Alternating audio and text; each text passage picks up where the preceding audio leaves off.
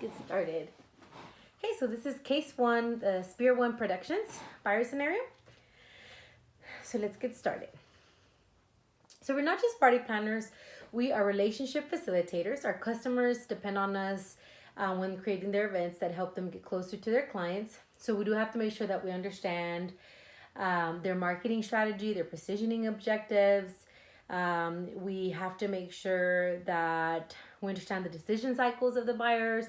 And we facilitate the relationship that they have with their customers as well. So we have relational partnerships at a minimum with our buyers, though we do strive for strategic partnerships. And we want to make sure that the events we plan to fit into their marketing program, so there's no confusion in their customers' minds as to who they are and what they represent. And for us, that means that our signage for the event has to support their positioning objectives. It has to tie into whatever marketing campaign is being run and has to fit with how their salespeople sell. We work really closely with their advertising agency to make sure that the graphics are exactly right, which includes simple things like having a slogan right on a napkin at a cocktail party. Those are very, very important things. They're intricate details, but they're important details. We want to make sure that that's all done correctly. We also work a lot with charitable and nonprofit organizations because our clients co-sponsor events with these organizations. For example, Microsoft is one of our clients, and it's someone who we work with a lot, and they sponsor the Philadelphia Orchestra. So we do a lot of coordinating of Microsoft events with the Philadelphia Orchestra concerts, just making sure that Microsoft's marketing objectives are met while the Philadelphia Orchestra gets what they want to. So the three most important aspects of the buyer's business for this case, I believe, first of all, that the client's campaign message has to get across clearly. So we have to make sure that we focus on that and we do it correctly. And I think that this company does that. Two, the signage, as mentioned, there has to be good quality there. It has to be correct. Things with the details like the slogan details. There's a lot of intricate details within all the planning that they do. So I think making sure that there's good quality control there, everything's done well, that they work well with not only the clients, but the clients who they sponsor for, because it talks about charitable organizations too. And so with these charitable organizations, making sure that we are discussing how, or that we position it in a way that they understand who these partners are and the charitable organizations that are working with them, how the impacts that they make in the community. So just making sure that everything is cohesive is going to be key for this company. And then so for this one, on getting caught up in listening to jargon and trying to observe body language, so how could this have been interfered with the ability to identify the buyer's biggest concerns? So for this one, the body angle, I noticed that the potential client made back and forth movements, which indicates a positive outlook. So it means they were engaged and there's positivity there. They understood what was happening, and that message got across. I would want to make sure that I'm reading their face to understand if I needed to change direction in the message as I was delivering the message, if I needed to change direction, or pause and see if they had any questions as well. I wanted to make sure that I was listening to them, actively listening to them, and responding again to those questions, just to keep them engaged. My buyer also seemed, or my potential client seemed relaxed, and their hands seemed relaxed, which is another positive aspect of during the sales pitch. And then for what techniques to understand from these buyers for this first scenario, so I think for this one, it would be somewhat memorize the presentation. I think the service is going to be, the service that the company offers is going to be, it's the same, right? Their planning is just the company that changes and their needs that change. So I think if there's some sort of memorization of the product that's being sold or the service that's being sold, that's good. So being prepared with that, and then like I said, if the company that they're working with may change, but the product or the service, which is, selling um, party planning or event planning, or facilitating, these events, that's pretty much consistent from buyer to buyer.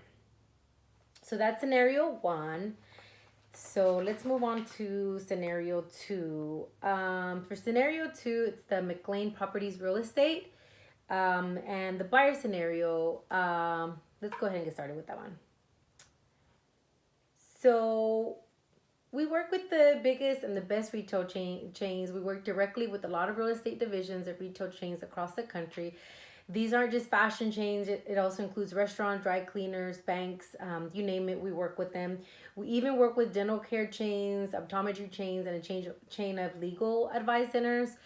So we don't focus just on one thing. We are pretty broad on the companies that we work with. All of these companies have site selection teams and that review site plans, shopping centers, and so forth. So they look at traffic patterns. We do that.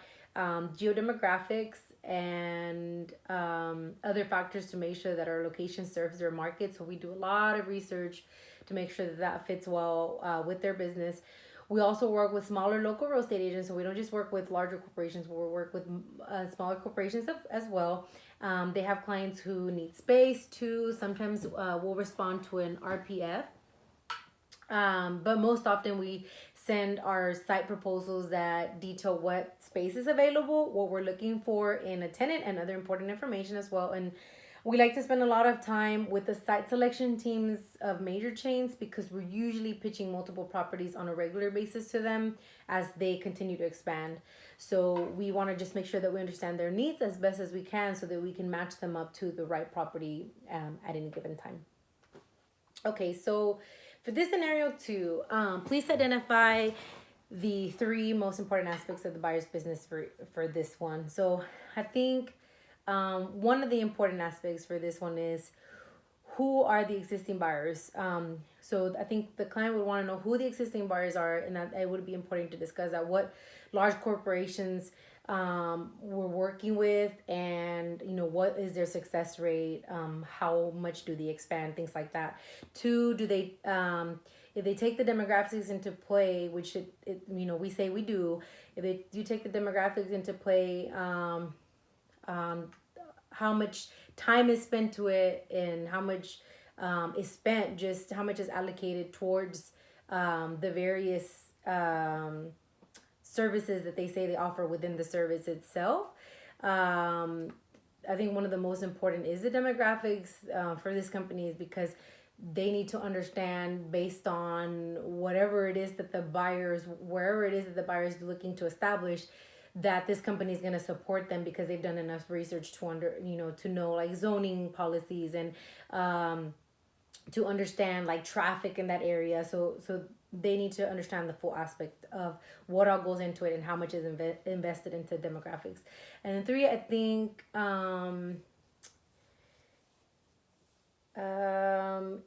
they are talking about they work with small companies, so they're gonna want to know that too, right? Not just big companies, but small companies. Where do they stand? Where are the numbers for those companies that they've helped that are smaller companies? So I think that they'll definitely want to know that. During this presentation, I think again, the body language is really important to understand when you're pitching that sale, understanding what they're doing. The prospective buyers seemed disengaged and maybe had their arms crossed for the beginning of the presentation, and then which could mean that they're not happy with what they're hearing. They're becoming disengaged, and so maybe switching directions or asking questions to make sure that they become engaged could help. Maintaining eye contact with the buyer would help as well.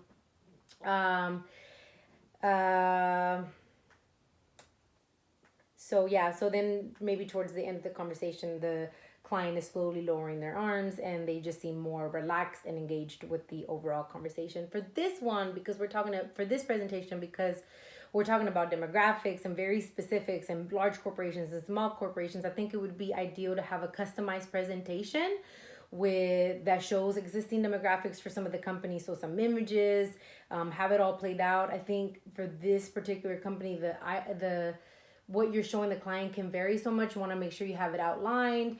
You want to make sure you show graphs, have just show in a way that you have your audience engaged, your potential buyer engaged. Have some of the pitch memorized would be great too, but just leaving room for the prospective buyer to ask questions and again be engaged. Okay, and then for scenario case number 3, the dark paper products manufacturing. Let's go ahead and get started with that one.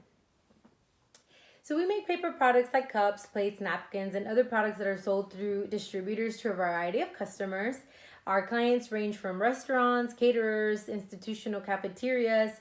We're the second largest paper products maker in North America, with operations also in Europe and in Asia. And while some complain about our products, because there's always people that complain about, some of the products, and we understand that, and we look at that, and we take that into consideration. The reality is that polystyrene foam cups insulate better than paper. And then further, when we compared it with many other materials, this type of material, a small percentage of both the total municipal solid waste generated and disposed of, a small percentage of both the total municipal solid waste just means the garbage at dumps that isn't, let me start with this one again. So we make paper products like cups, plates, napkins, and other products that are sold through distributors to a variety of customers. Our clients range from restaurants, caterers, institutional cafeterias, to government agencies. We're the second largest paper product maker in North America, with operations also in Europe and Asia. While some people may complain about our products, which I think every product always has, there's cons and pros to it, and we understand that, and we certainly look at it and take it into consideration. The reality is that polystyrene foam cups insulate better than paper, and furthermore, compared with many other materials, this type of material actually comprises a small percentage of both the total municipal solid waste generated and disposed of. And we can't forget that because biodegradation can lead to the release of harmful methane gas,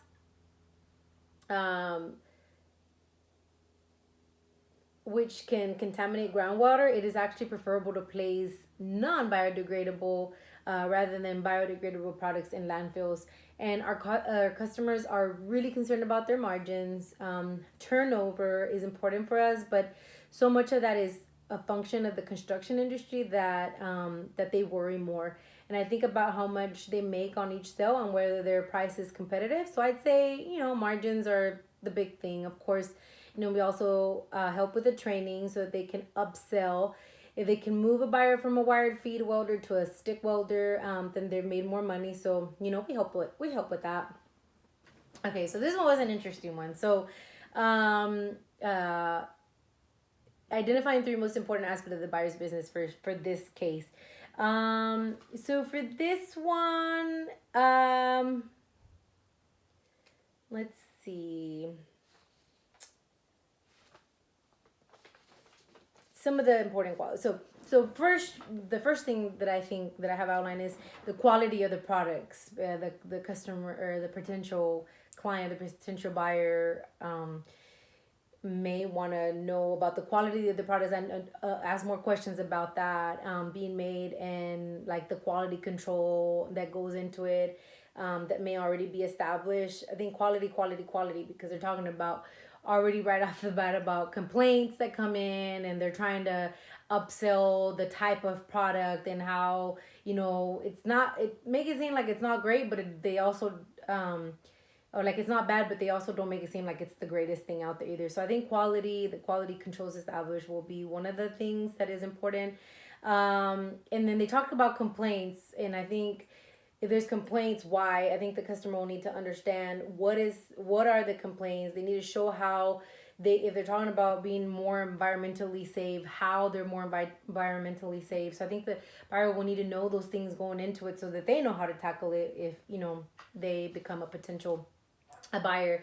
And then the last thing is they talk about training, to try to upsell these products, because they're talking about sometimes the margin is not that great. So if there's training, how much is invested into the training? Like, is it just like a little simple training course? Is there a lot that is invested into the training?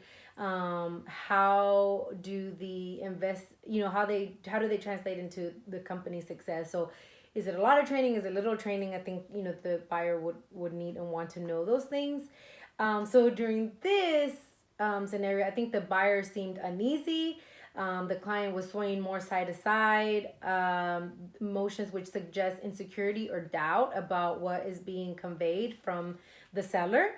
I think the customer's eyes constantly turned away and made it seem like they were disengaged or were ready to call it quits early on in the conversation. They didn't have a lot of communication, a lot of dialogue. Again, they seemed disconnected. They seemed uneasy about the product. I think there's some cons definitely within the seller. So those are some of the things. I think some of the things that as a seller you'd have some challenges with when pitching this. So I think this sales pitch approach would be one that's more memorized, because I think they're selling the product over and over to just different prospective buyers. So having it memorized, maybe benefiting from maybe an outline or somewhat customized presentation to show some of the pros of the products, the quality that goes into it, maybe even how the product is better environment for the environment. So touch on some of those to keep the client engaged. So I think, sales pitch approach where they're memorizing, it's more memorized, and again, an outlined and customized presentation to put the buyer more at ease. So that is the last scenario. Thank you so much for joining and listening in.